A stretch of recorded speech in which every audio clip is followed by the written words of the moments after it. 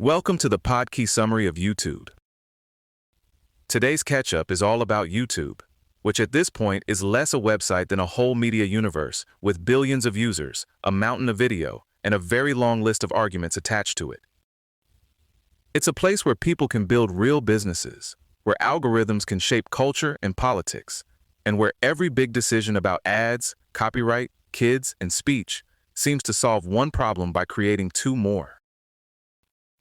YouTube passed 2.7 billion monthly active users in early 2024, and people watch more than 1 billion hours of video there every day. It's also the second most visited website in the world after Google, and it accounted for an estimated 16% of global internet traffic in 2024. That's an astonishing amount of the internet flowing through one platform.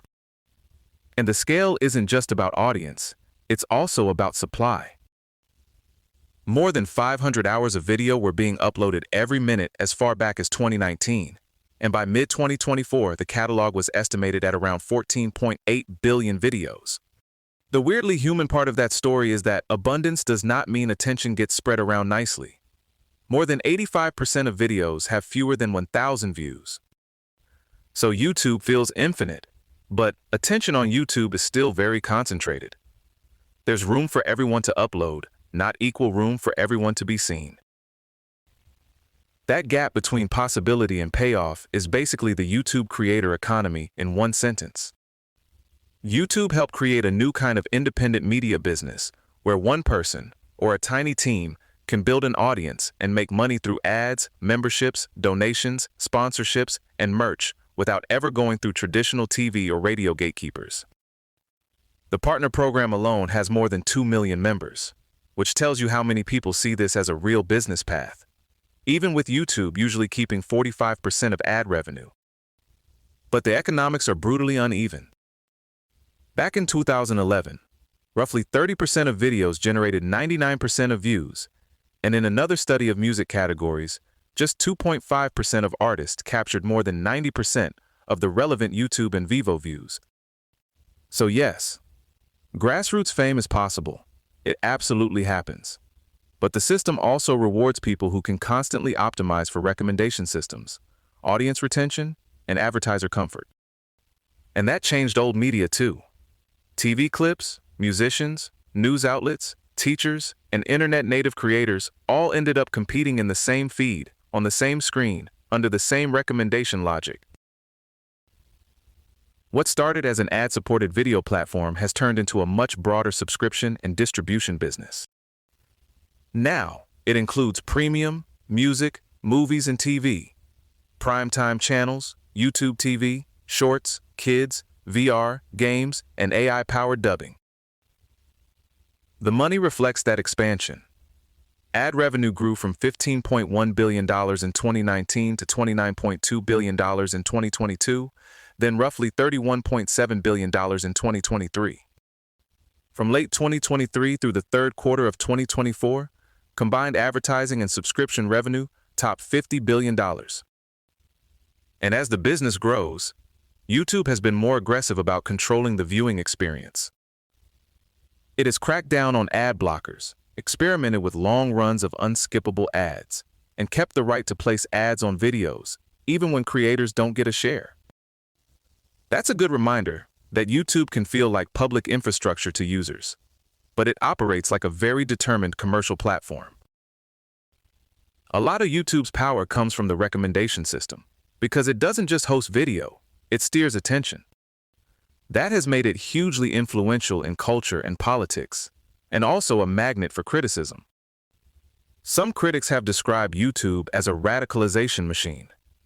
Later research complicated that picture and found exposure to extremist content was concentrated among users who already showed strong gender or racial resentment rather than being pushed uniformly onto random viewers. That doesn't make the issue small. It just means the mechanism is more selective and messier than the loudest version of the story. YouTube has tried to reduce misinformation and borderline recommendations, but those fixes bring new arguments. After reducing recommendations of fringe channels, the most recommended channel reportedly shifted from Alex Jones in 2016 to Fox News in 2019, and a 2024 study found unsolicited recommendations of Christian, right-leaning, and culture war content.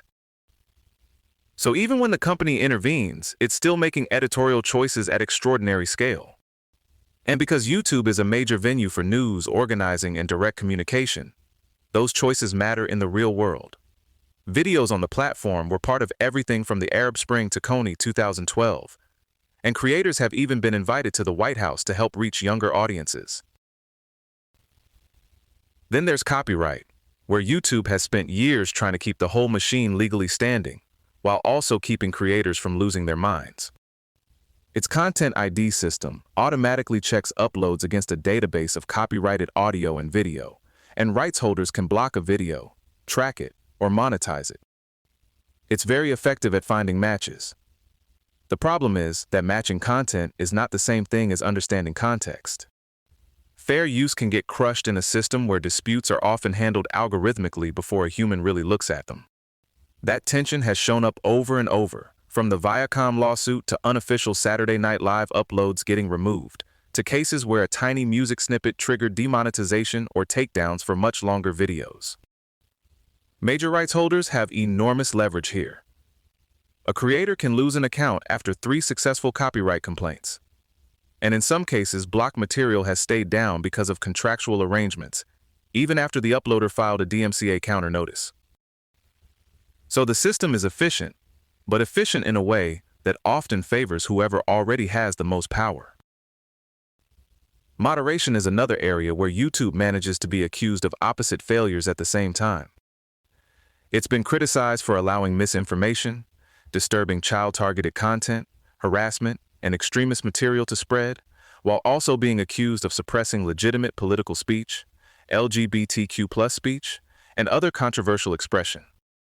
The removal of public dislike counts is a perfect little case study. YouTube said hiding dislikes reduced harassment and brigading, especially against smaller creators. But co-founder Jawed Karim called it a stupid idea and argued that public feedback helps people spot harmful or misleading content. And monetization rules add another layer, because they work like economic moderation. Policies around violence, strong language, sexuality, political conflict, and other sensitive topics have led plenty of creators to say demonetization feels like censorship by another name, while YouTube says advertisers need brand-safe environments. That's one of the platform's recurring knots. A video can stay up, but if it can't earn money, that still shapes what gets made.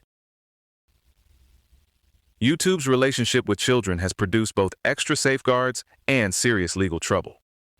There's YouTube Kids, with curated content, age settings, filtering, and parental controls, and later supervised mode for older kids and tweens.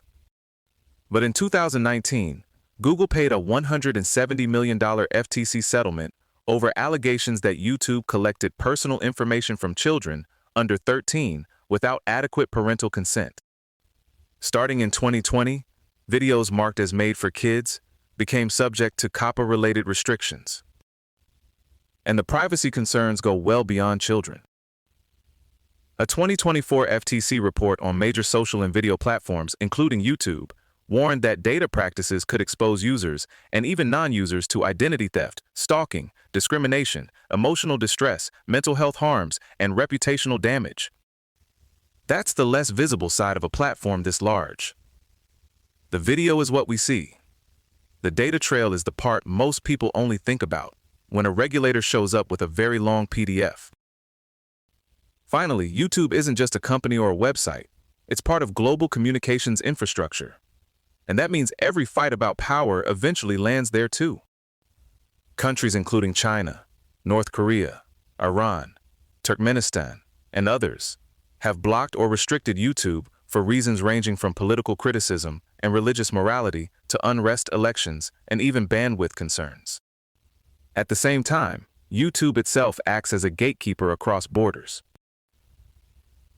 After Russia invaded Ukraine, it removed Russian state-funded channels globally. Russia answered with fines and threats, and in 2024, a Russian court issued Google an effectively impossible penalty of 2 undecillion rubles, which officials described as symbolic. That whole clash captures the deeper tension here. YouTube can support civic participation and dissent, But its decisions about removals, recommendations, and access also influence which governments, movements, and human rights groups are visible to the world.